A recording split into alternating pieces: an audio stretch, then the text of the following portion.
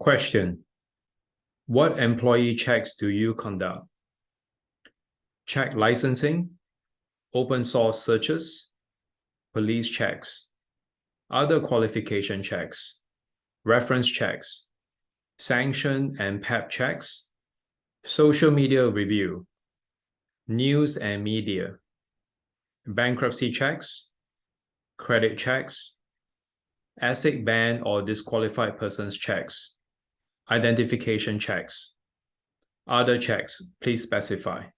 Question: do you conduct different employee checks for roles with higher MLTF risks? AML CTF training. Question: did you provide AML CTF training in the previous year? Your risk awareness training program must be a written plan that shows how employees are instructed about the following: your obligations under Australia's AML CTF law, the consequences of not complying with AML CTF legislation, the type of money laundering or terrorism financing your business or organization might face, and the consequences of this risk, how you meet your obligations, including your processes and procedures to identify, manage, and mitigate this risk. Question: did you update your AML CTF training program in the previous year? This includes changes to the content of the training, the way in which the training was delivered, who it was delivered to, or how frequently it was delivered. Question: what AML CTF training did you provide? Training for new employees, regularly scheduled refresher training, training on request, ACAMS, role-specific training, additional training, please specify. Customers.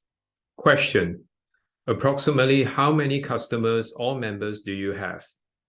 1 to 100, 101 to 1,000, 1,001 to 10,000, 10,001 to 100,000, 100,001 to 1 million, more than 1 million. Question: what are your customer types? Individual, company, trustee, partnership, association, registered cooperative, government body. Trustee. A trust is a structure where the trustee carries out the business on behalf of the trust beneficiaries. The business is held by the trustee for the beneficiaries. A trustee can be a person or a company and is responsible for everything that's in the trust, including income and losses. Partnership. A partnership is a business that's made up of 2 or more people who distribute income or losses between themselves. There are 3 main types of partnerships. General partnership, or GP, is where all partners are equally responsible for the management of the business and each has unlimited liability for the debts and obligation it may incur. Limited partnership, or LP, is made up of general partners whose liability is limited to the amount of money they have contributed to the partnership. Limited partners are usually passive investors who don't play any role in the day-to-day management of the business. Incorporated limited partnership, or ILP, is where partners in an ILP can have limited liability for the debts of the business. However, under an ILP, there must be at least one general partner with unlimited liability.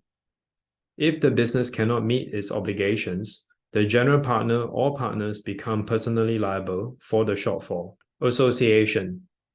Incorporated associations have a legal structure set up under a state or territory law that is usually not for profit.